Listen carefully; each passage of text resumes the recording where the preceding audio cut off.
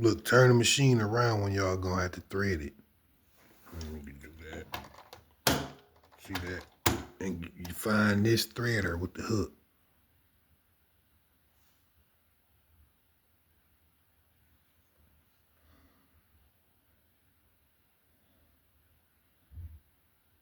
Then go from the back.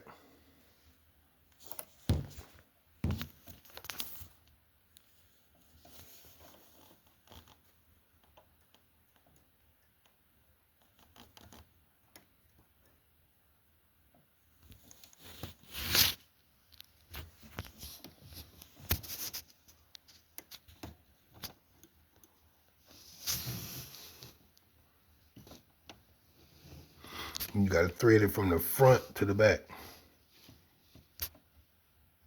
Put that hook through there. It's gonna be hard at first to put that hook through that hole because the hole's tight. Start eyeing that hole with this hook one. It don't look like it, but it'll go right through that hole. Put that string in the front. That thread in the front.